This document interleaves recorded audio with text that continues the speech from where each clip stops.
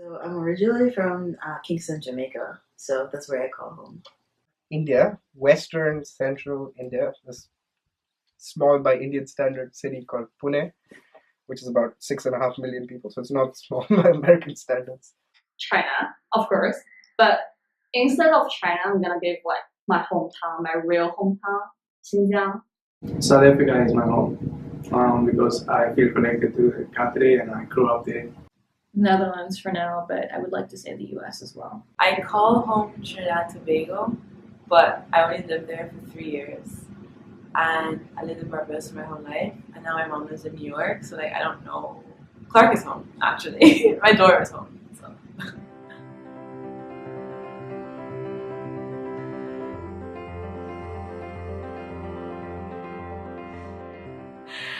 First I came here, it was like lonely, and I barely know like one person, or it's just me.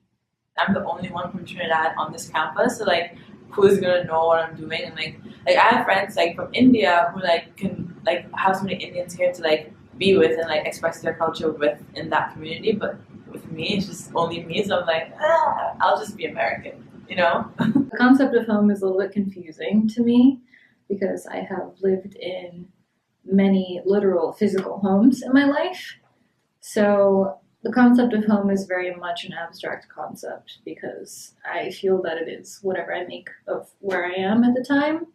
It is people that I love, such as my partner or my sister, my mother, my father, even my dog. So anywhere can be home.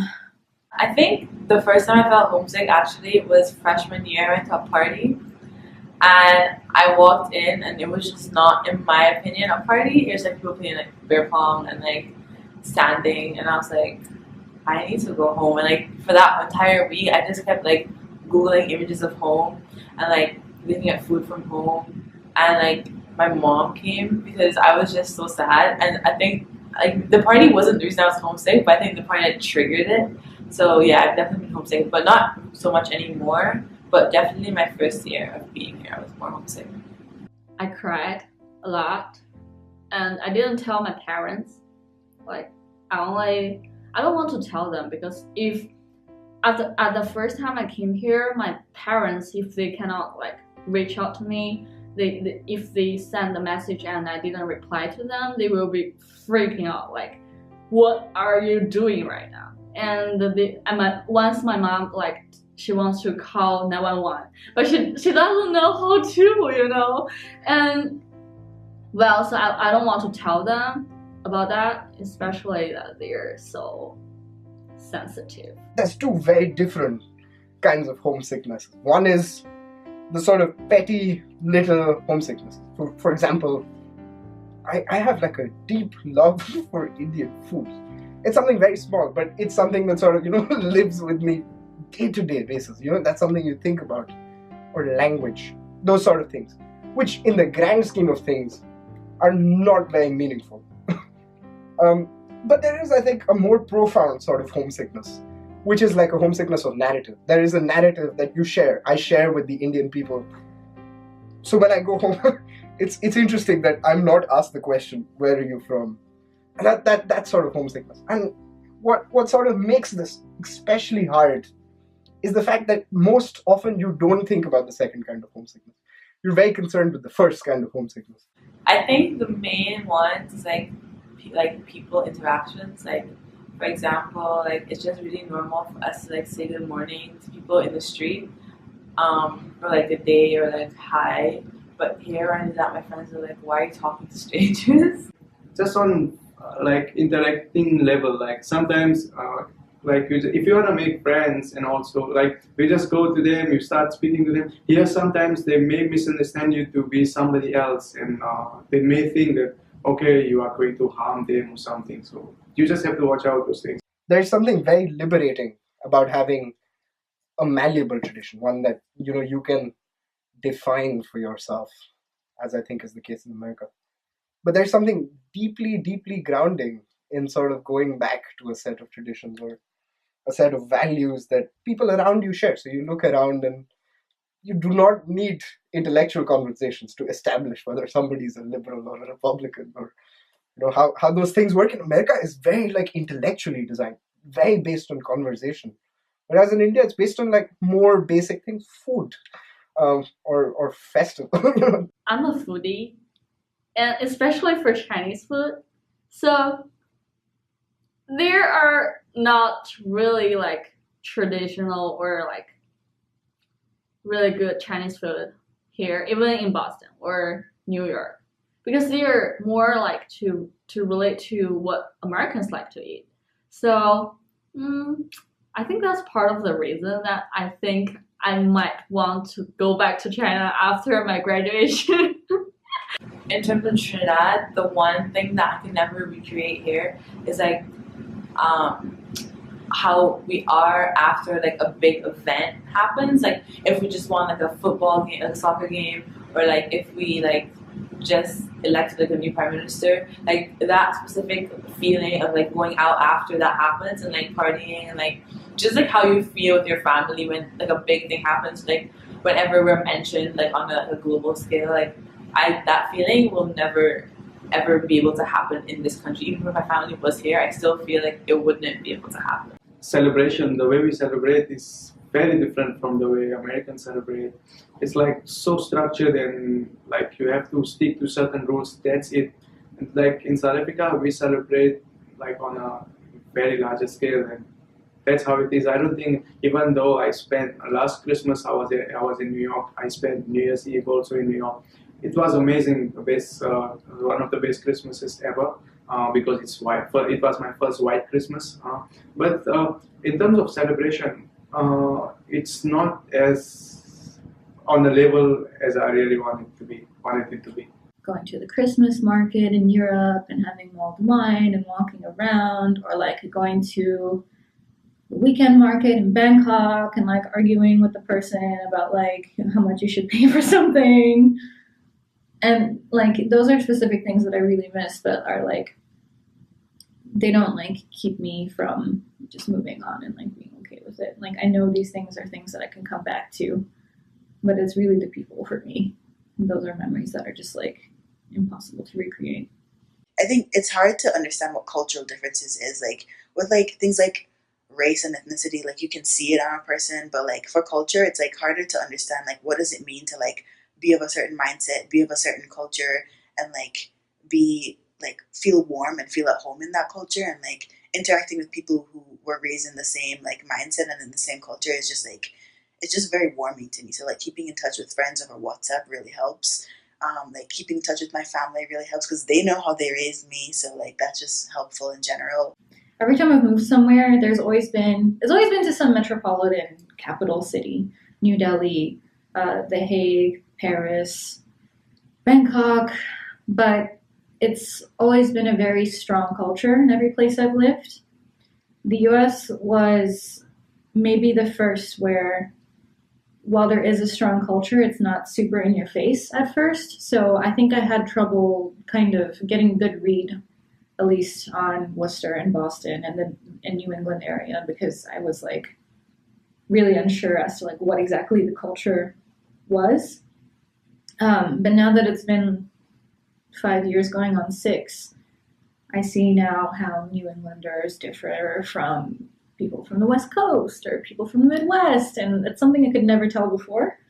So I had almost a culture shock because of an absence of what I thought was culture. I strongly believe that the world is more divided on socio-economic lines than like cultural, religious lines. Which means that there is like a deep yearning to feel a culture shock rather than there actually being a plausible, strong culture shock. And I feel like that's a lot worse. So it's often, and I mean, certainly, there are little things that stick to you. For example, the obsession with specific kinds of music, is certainly a culture shock because that's not something, say, that I listen to on a day-to-day basis. But the lack of a profound culture shock to be like, I'm in America, that difference, the fact that you don't feel it on a day-to-day basis is profound. So I feel like the more culture shock is the fact that you don't actually feel a culture shock anymore. Back home in Jamaica, so we have something called a dialect called patois. spelled Patois, and essentially it's a form of broken English. So, for instance, like if I were going to say what's going on, I would say wagwan. And so, like when I first got here, like of my friend group back home, like I was the one who spoke like the clearest English. Like they would make fun of me to the extent like they'd make fun of me for being like, oh, you speak like you speak so properly. Like why are you speaking so properly, kind of thing? Because like people use slang, people use like patois all the time, you know. And so when I first got here, I thought like, it's gonna finally it's gonna come in handy that I like already speak relatively clear English, quote unquote. And so like when I first got here, it's just like, I'll be set. And so I was speaking with someone in like one of my first experiences, and I was talking with them. I was trying to have a full conversation, and I asked them a question, and they stared at me and smiled like, "Oh yeah, yeah, yeah." And that was when I realized that they hadn't been listening to me the entire time because they couldn't understand me. And I was so shocked because all this time, like Jamaica's a British was a British colony, so it's an English speaking country. So like I was speaking English, so I could not understand for the life of me like why they like couldn't understand me. And so like it was culture shock for me because like I didn't understand like why I was different by the way I was speaking, because I thought that I was speaking in a way that like everyone could understand. And so like some people will like say, "Oh, you don't sound Jamaican today," and I'm just like, that's for a reason, because like when I first got here, no one could understand me, and like even though to this day I still don't really know how, like why it is that they can understand me, but that happened to me in multiple different settings and contexts. So that was like, it was clearly me that was the problem, and so I had to change like my accent to become clear and more understandable. I think the biggest thing was when I first came, I remember like in the airport, people were like, "Can you say that again?" So I had to like kind of adjust like my accent in itself to sound more American, because people were just, "What did you say?" And like in my head, like I didn't realize that Patois and Creole were Patois and Creole until I came, because that's how we talk all the time, and people just understand back home. But then here people are like, "Is that English?" And I'm like, "Oh right." So like it was just more of a like having to like making an effort to like consciously speak in like proper English, and then also like just like things I call things like, for example, like biscuits versus cookies. Like my friends are like, "An Oreo is a cookie," I'm like, "It's a biscuit," and like it's just all that stuff, like calling things the wrong name, and like even like spelling things like the British way versus the American way. So yeah, it's kind of challenging, but now I feel like I'm more into it now. Some people tell me that, well, you're in an English dominant country, then maybe I'll call your English name. Then I was like, well, fine. But that's pretty unacceptable. Respectful. Notice that when I'm in a situation of like all Americans, I definitely change my accent like automatically. And I caught myself doing it once, and I was like, wow, what am I doing? But as soon as I leave the context, like I go back to like pronouncing my T's or whatever. To interact with different people, you had to speak English in South Africa. So I didn't find the problem at all in America. Maybe sometimes the pronunciation is different, and but other than that, no problem at all. My English is not that good, and especially my grammar. So for like reading assignments, they're pretty tough for me at first. So I need to go to the writing center to correct my grammars.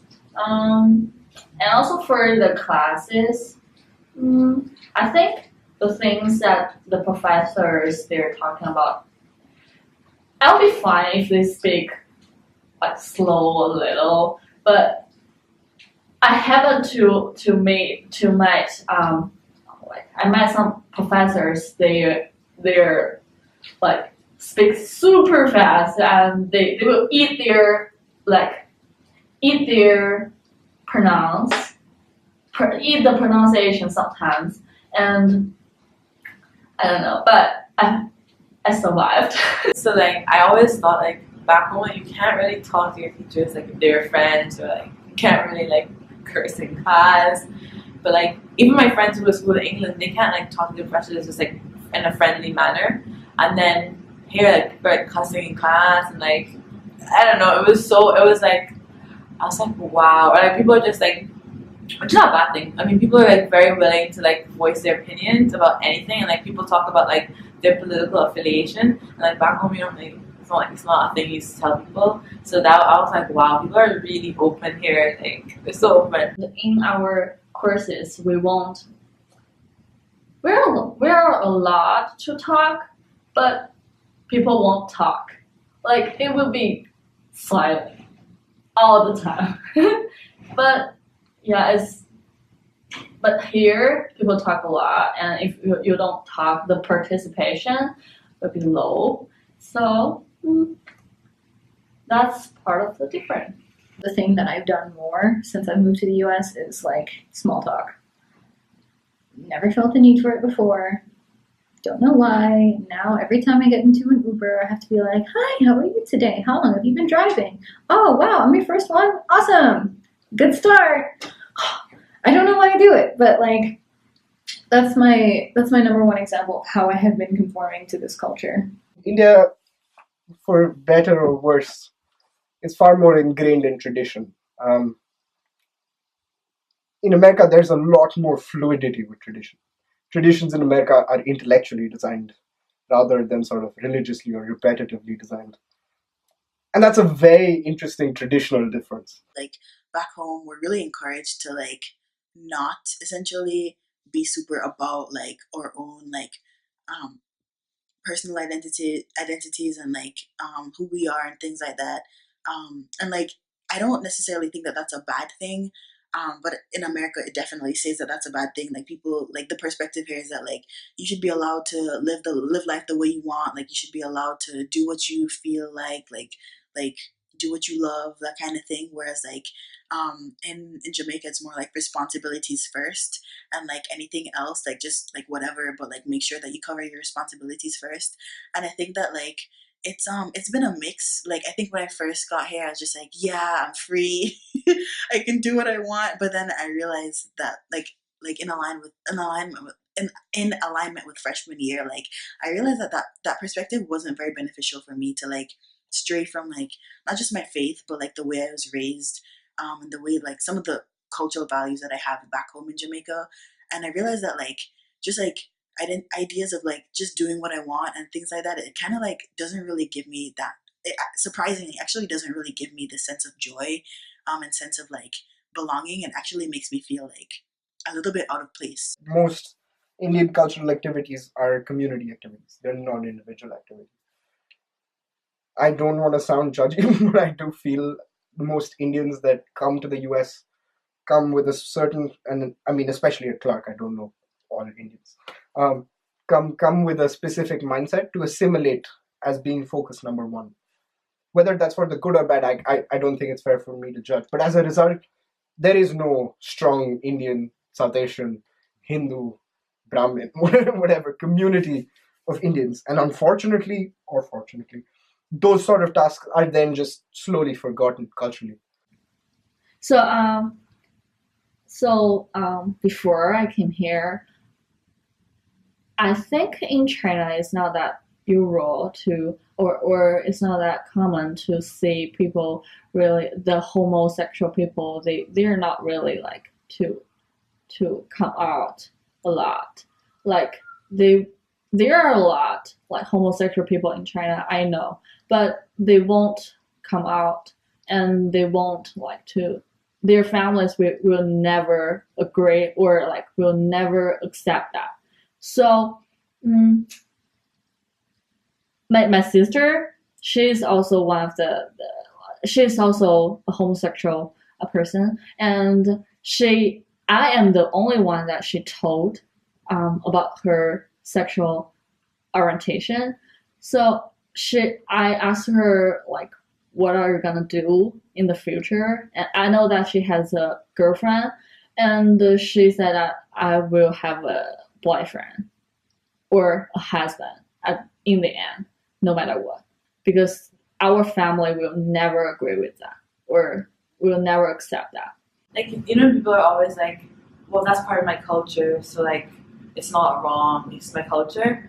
So like my culture is very homophobic, so I feel like when I try to tell my friends or family back home like why like you shouldn't be homophobic, they're like, oh, you like went to America and now you're not like Trinidadian anymore, like now you're just American, you're Americanized, whatever. But like I think I had to struggle with that a little bit because like homophobia is wrong, but then you hear your family and friends are like you're not staying true to your culture, but like I don't think people understand that culture was created by people. So like obviously there's like bad and good aspects of culture, and because something is part of your culture doesn't mean it can't be questioned. So I think that's like my biggest challenge, like trying to stay part of my culture, but without my family and friends being like, "Oh, you're American now," and but still being a good person. I've been super privileged to go to schools that really pushed you to sort of accept difference in a very deep rooted way. South Africa is also quite diverse, but United States is more diverse in terms of different races. Like you find people from many different countries. At this school, I feel like personally, I feel like the international student population is like big. So like I'm like not alone technically, and I'm also in ISA, so like also not alone. So like in that regard, I don't think it's difficult in terms of finding people who can relate to you in terms of being like a foreign student in the US. But in some way, so for example, in my major, which is geography, there's no international students in that department, like zero. It's so weird. So, like every class that I'm in, I look around and like I'm like, these are all Americans. Like, because I mean, usually international students like they know each other from like orientation or like whatever. So in that regard, it's difficult because like all my international friends are like econ or political science or biology majors, and they all like work together in the library, and then I'm just like, ah, it's so fun that you guys can do that. And I have like literally everyone in geography is American, so in that regard, it's difficult. But overall, like it hasn't been difficult to be international in terms of like finding a community at work. Even though that we're all Chinese, we had different backgrounds and we hold different values. So I made some friends, but it doesn't it didn't go well, and we're still friends right now, but not that close. Like I had friends from certain countries that were imposed bans on, and like they couldn't go home for Christmas or summer even because they were afraid that if they left they wouldn't be able to come back. So that's not my personal experience because my country wasn't banned, but because my friends' countries were banned, like it made me feel like I don't know, it made me feel awkward. Like what do I do? And like I think in that regard that can be a challenging part of being international, like not knowing how like actual international relations can affect your personal life here. So yeah, and just always being worried about like visas, and like traveling. Like one time, I had two I-20s by accident, and I was coming from like Colombia, and I get into JFK, and I gave the guy the wrong I-20, and like he's like, "Man, this is expired." I was like, "There's no way." He's like, you have to come with us," and I was like freaking out. And then after I just gave him the wrong one, so I actually had the right one. But like even in that moment, like you never know like what's gonna happen, like just like being stressed out about like travel stuff and like knowing that you're not American, so like even if like something if something happened to you, like you're not prioritized because you're not American, like that kind of stuff. Paperwork sucks. Traveling is difficult because paperwork sucks, and also because just like small things like studying abroad is much more difficult when you're international. There are not as many scholarships for internationals. So yes, it's a bit difficult, missing home, being homesick, and then like being surrounded by Americans who are like very American and just being unsure of how to act at first. But yeah, there have been some difficult times struggling with identity and even coming home after being here for a semester or a year. I think that being an international student is a little more unique just because it's so niche. Like there's just certain things that like we go through that like domestic students will never even have to think about or bat an eyelid at until like their friend is going through OPT and like has no idea what's going on, And so it's just like it's just different. And so I think I feel a little bit more empowered now from hearing that perspective, because at the end of the day, international students, because we know that we have so many things against us, like we come on our A game, like we work super hard. We try to do the best that we can with what we have and things like that. And I think that like even though like it is difficult in certain ways, I think that like it also prepares you to be the best that you can possibly be, like because you know about that international competition and that like global competitive pool. It's just like certain things, like I always feel like I need to learn. So I don't feel like a loser when I'm with people. Like certain songs, like movies, I'm like, I've never, like they're always like, you never heard of that movie? I'm like, no. So when people speak about one very localized thing that everyone did growing up, the high school experience, the American high school experience, my entire exposure to the American high school experience is TV and media. Just being surrounded by people who are making all of these references constantly, listening to music that perhaps you haven't listened to ever before, and then just deciding in your head, like, do I pretend to know what's happening? How much energy do I allocate to this? Do I really care? Yes or no? And just like just doing a lot more like mental work to be like, should I try and fit in? Should I just sit there and not laugh because it wasn't funny to me? It sounds counterintuitive, but I think sometimes just being by myself is actually very helpful because it kind of just like, instead of being around people all the time and like feeling like I have to assimilate into like what they like expect me to be, like even though I am international, like it's just a lot easier to just like be by myself and just like be like, I know who I am and just like feel strong in that. I think a lot of people expect like some kind of struggle story about like how do you get here, and like there's really none. For me particularly, like people always like want to know like, do you have to work super hard? I'm like, oh, I worked okay. Like, I didn't have to work like super hard to get, you know what I mean? Like people expect there to be some kind of like backstory, and like, are you the first in your family to go to college? I'm like, no, I'm not. Like, no, my both parents went to college. Like, you know what I mean? So like, I think that's like the big expectation, like coming from the islands, because people have like an idea that it's all so poor. It's like people always like act like concerned for me, and I'm like, I'm fine. Like, you know. The value of something simple like money is directly, I think, a function of being in America for a couple of reasons. One, the Indian rupee is 1/70th of a dollar, and I feel like that money disparity really puts your life into very good contrast, where you say the average person who maybe does not need to even go to college to make a decent salary in America is way out there above what an average Indian really makes. And that sort of makes these social systems very interesting. Like, it's also a stereotype that international students are really wealthy. Yeah, but then with me, they're like, you're from the island, so we're not really sure if you're the wealthy guy. You know what I mean? So it's just like a weird like contrast. But I would also get the typical like, oh, like international, oh, you live in all these different, oh, you must be so rich and so privileged. And I'm like, no, I just was there. I just happened to be there. To be fair, to be in a position to apply to a school to come into the US, you belong to a specific, decently well-off at least, socioeconomic background, which means that the culture shock is not socioeconomic in nature. If anything, it's occasionally religious, occasionally slightly racist, or colonialist, but those perspectives are by far not as much as you'd expect them to be. Like, I had one person like ask me how I get here. Like, I was like, what do you mean how I get here? She said like, did you take a plane or like? I was like, no, I just built a canoe and like swam like across it. Like, what? How did I get here? I'm building over the plane. 17 hours on the flight wasn't cool. Like, I don't know, maybe if it was like a shorter distance, maybe 12 hours, 11, yeah. 17 hours, I was jet lagged for like about 4 days. What sucked was my racial identity. Because, oh yeah, right, I'm also biracial. Which is stupid because like, oh yeah, duh. It has never mattered until the US really. Because while I am a mixed kid, I've always been around other Asians. And they saw that I was Asian. Or I've been around other white people and they saw that I was half white. But here, here it really matters. That was hard. And I still have no idea how to deal with that, especially because I'm not American. So like, what say do I have?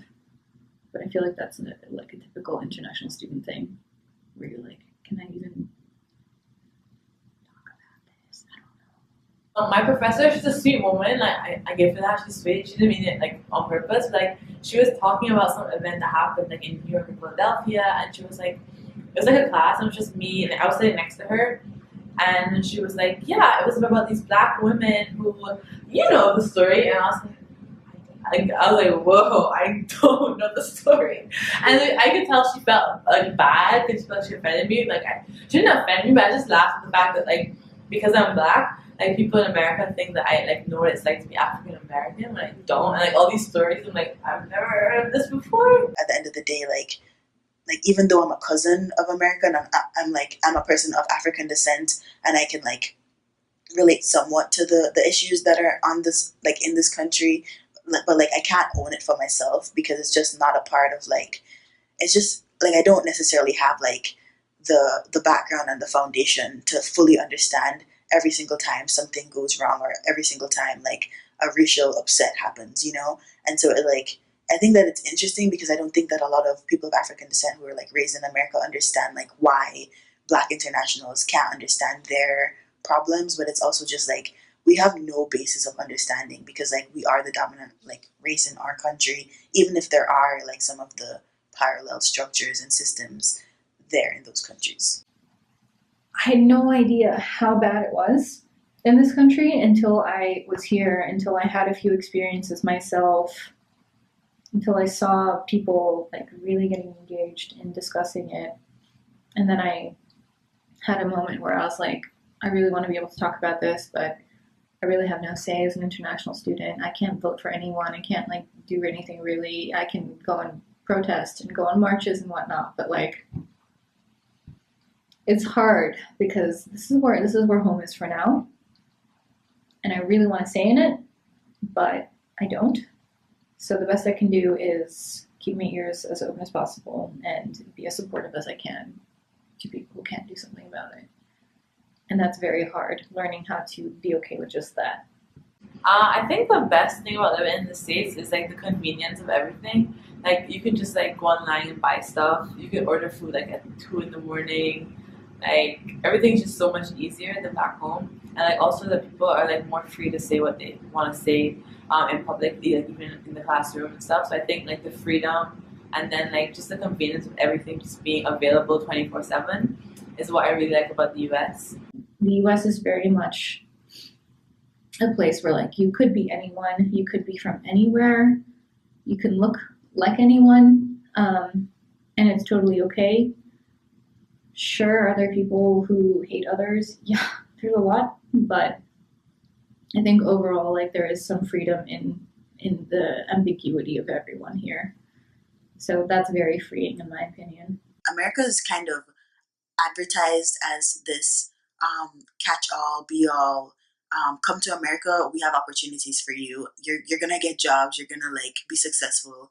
Like it's this place of opportunity with a capital O. And so like my country really looks up to America and just like, oh, like if you've come to America, you've made it. Like you don't need anything else in life. You just have to come to America. And it's like this very strong perspective that's false. And so like from being here, I really thought like, you know, like it would be a lot easier to get opportunities like after we graduate and things like that. And like when it comes down to it and you realize that it's actually a lot more difficult than you'd realize, it kind of makes me wonder like I should have probably like should I have just gone to Canada? Should I have gone to another country? I could have gone to Britain, Australia, Singapore, like wherever. I could have just like opened up my spectrum of like opportunities. But because my culture just says like come to America, like it's the place to be. Like if you don't go there, like you're nothing, kind of thing. Honestly, I had this idea of America because I only came here like on vacations like for like a week, or like, and I only go like New York City or like Miami, so like great places. I had this as an idea in my head that like America's like the best place on earth. Like there's nowhere else better than America. Everything is so cheap in America. That's not true. Like life is just so easy there. Like everyone has it so good. And that's because obviously I was a kid coming here and I would only go shopping and like be in a mall, so I didn't really see anything other than like a nice city. And then now that I've lived here, like not to bash America, but like it's just like any other country in the sense that it has like its ups and its downs. And like, I think that like a lot of people back home like glorify America and their lifelong dream is to move to America one day and like be rich or like make it in life and have like a big dream. But in reality, like I look at people who actually move from Trinidad to like New York, for example, and they like sometimes they have like worse off lives than they would have had back home, because like they don't realize that it's not as cheap as it seems to be. So I think the biggest thing that has changed in my like perception of everything is like seeing America not as like some like wonderland like of dreams or whatever, but seeing it as a place where people struggle and people like excel, but like as any other country. So I think that's like the biggest thing. Like I have like family back home who always like, I wish I could be you, I wish I could live there, I wish I could move there. And then like my phone bill costs $115. I think that like in a lot of ways, America really like prides itself on being like one of the top research institute, like just like this like top of the line in everything possible.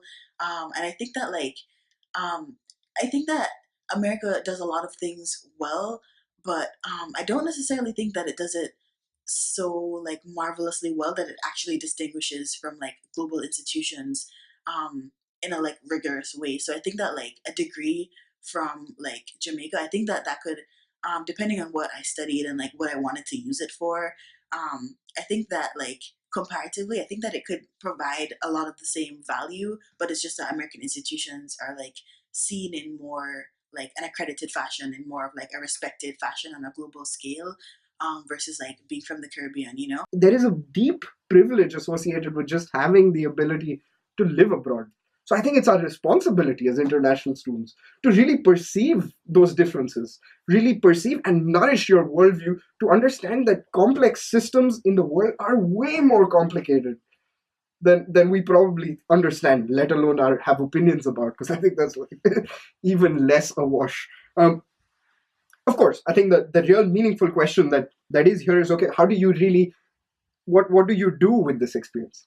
You've had, of course, this beautiful privilege of studying or being away from home for so long. Is it now your responsibility to have a meaningful life where you use the experiences you've had to have the most impact you can? And I believe, yes, that's the project. It's not so much about me and like me and like doing what I feel like and doing what I like want to do, and it's more about like how do my actions like benefit society, or how do my actions like contribute in like a more collective kind of way. The most interesting problems of our generation are problems of systems, are problems of what are we going to do with water in 30 years? How does the food system actually work? Is big pharma the answer to international health? What is the drug problem? These are not problems which can be looked at from a single lens. The problems that need to be troubled, need to be understood. They need disruption. I mean, I think that's like a beautiful buzzword. But what they fundamentally need is a humanist perspective. And it's easy to forget that these are not problems of mathematics. These are problems of people. They're narratives that affect somebody's lives to the core. And how we as human beings choose to respond to it. We need the sort of people who are willing to say, yeah, I know a little bit about this. I know a little bit about this. I know a little bit about this. And maybe my job as being a good international student is not to become great at anything, but learn how to really facilitate well, so that you bring great people from all over the world and you make them something more. Leaders that can actually push the world to being better. Because you need deeply specialized knowledge, but you need people who are going to put them on the table together. Even though there are these difficult things that we have to deal with, I think that it's one thing to be sad about it and be sad about the fact that we don't really have any claim to this country. And it's another thing to embrace that and be like, actually, you've made me an invaluable resource to the world. I didn't expect to interact with people from so many different countries and different cultures, and I'm so happy. I really like this kind of lifestyle where you just interact with so many people.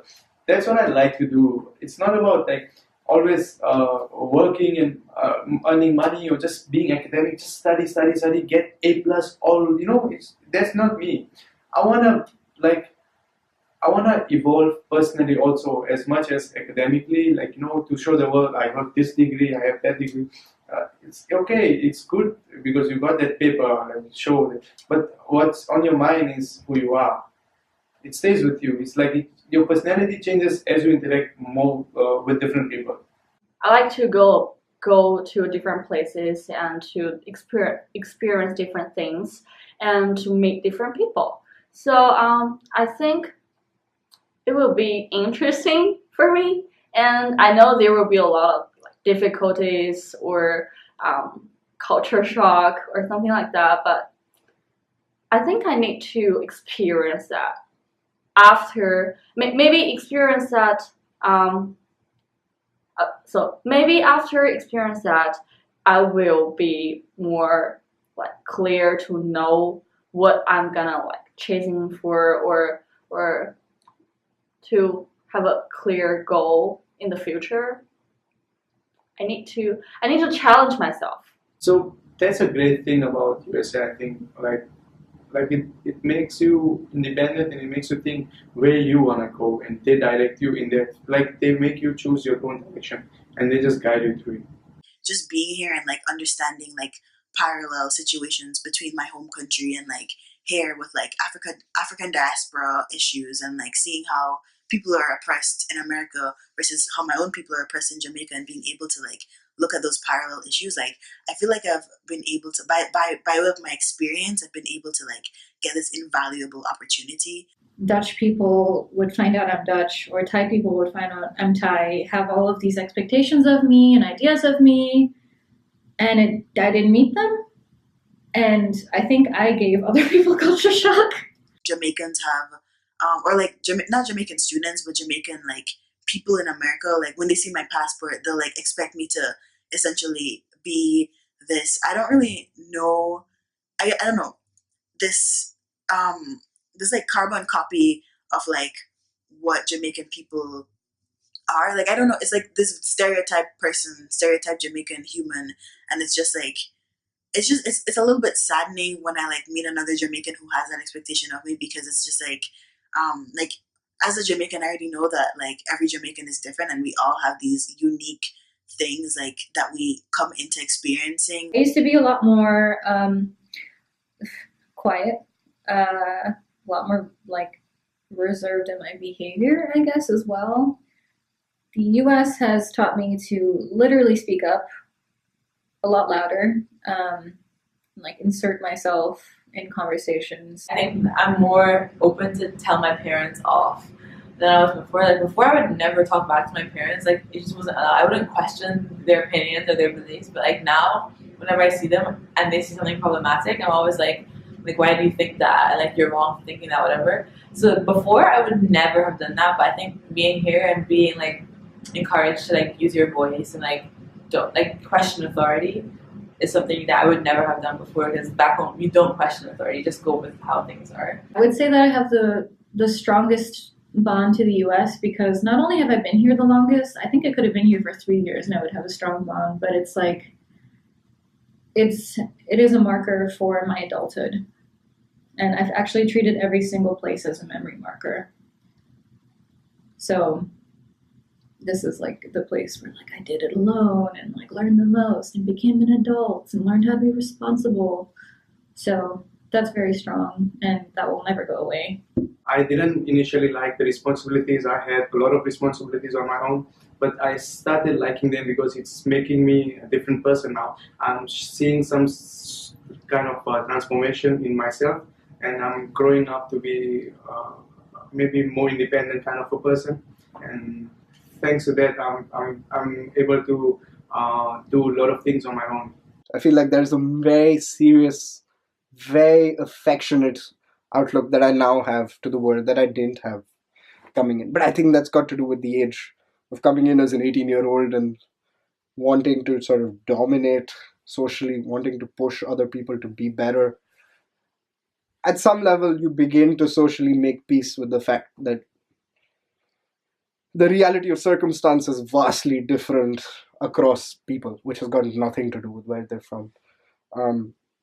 The reality of that, the experience of that, is a deeply, deeply humbling one. Whether that happens in the US, in India, I don't think at all that that's a function of your geographical, geopolitical identity. I think that is very much just a function of pure humility. I think that happens when you experience more things in your life, when you see other people who experience things in their life. I think change also brings positivity in your life. Sometimes it's not good to resist change. So obviously when you come to the States, you have to behave like people they behave in the States, to respect their culture, respect their rules and regulations. And I think it's not a bad thing. It's not like you forgetting your culture and you embracing new culture or anything. It's just that you respecting different culture also at the same time you're practicing your own. The time I got to Clark, I had struggled with my cultural identity, and then I kind of just dove into it, and I was like, all right, let's figure this out. Because I always thought that I needed an answer to all of these questions. I need to be so sure of myself. I'm like, this is who I am. But the answer is that there is no answer. And, the way I feel about myself and my relation to others and my relation to countries and cultures can change.